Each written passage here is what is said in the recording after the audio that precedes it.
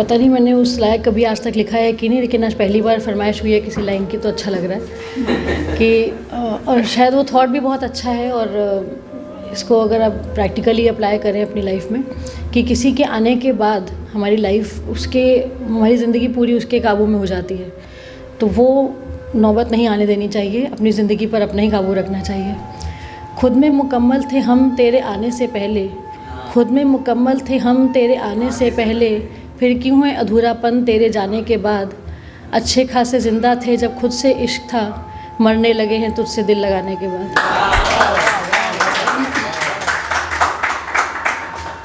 और कभी कभी जैसे बहुत बड़े शायर की किसी ने कहा है कि दवा हो जाता है दर्द का हद से गुजर जाना भी, तो कभी कभी दर्द में भी एक अजीब सा सुकून होता है।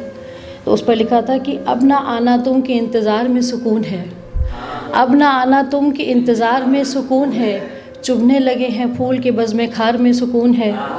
किसे था इल्म एक बार ही हाल पूछेंगे, किसे था इल्म एक बार ही हाल पूछेंगे, कह दिया हमने बेकार में सुकून है। 6 दिन तो कामकाज अफरा तफरी में बीते, 6 दिन तो कामकाज अफरा तफरी में बीते, आज एक हफ्ते बाद इतवार में सुकून है। तुमको हो एक तरफ़ा मोहब्बत मुबारक, तुमको हो एक तरफ़ा मोहब्बत मुबारक, हमको तो आपसी तकरार में सुकून है। एक बेचैनी सी है मुकम्मल कविता में, एक बेचैनी सी है मुकम्मल कविता में, जो बहर में ना ढले उन्हीं आशार में सुकून है। और एक लिखा था कि वो जो अब साथ नहीं अब तक आसपास हैं, वो जो अब साथ नहीं अब तक आसपास हैं, उन्हें एहसास भी नहीं वो ही मेरे एहसास हैं। हमें जो कब का भूल चुके हर याद में अब तक है, हमें जो कब का भूल चुके हर याद में अब तक हैं, दिल के दरवाज़े पर उनकी हर याद एक दस्तक है।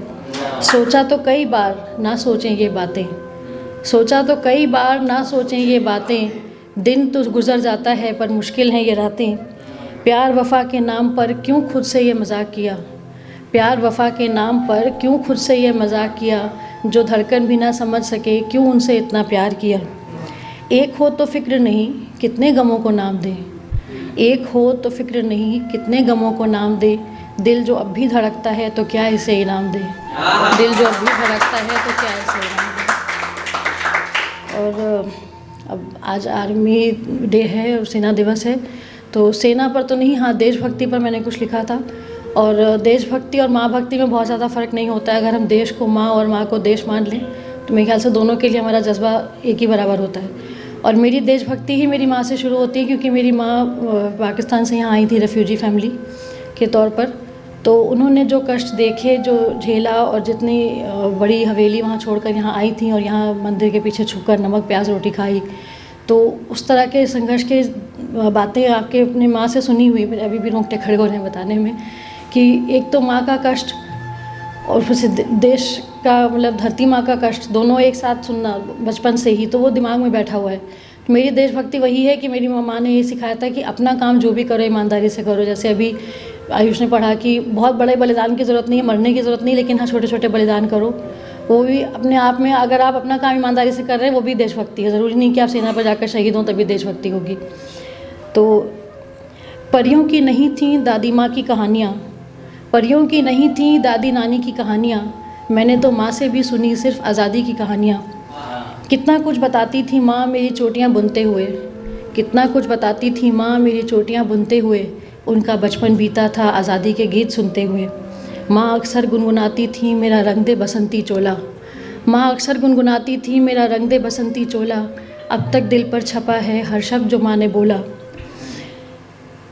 हवेली छोड़ कर थे आए और यहाँ एक मकान न था, हवेली छोड़ कर थे आए यहाँ एक मकान न था, उस पर यकीन कर पाना बिल्कुल भी आसान न था। होगा एक दिन शादी घर और बच्चे, होगा एक दिन शादी घर और बच्चे, जो सपने देखे ही नहीं वो भी हुए सच्चे। मेरे माँ के देशभक्ति की कहानी यूँ हुई पूरी, माँ के देश प्रेम की कहानी कुछ यूँ हुई पूरी, अपने वतन में रुकने को खुद, अपने मुल्क में रुकने को खुद के वतन से दूरी, अपने देश में रुकने को खुद के वतन से दूरी।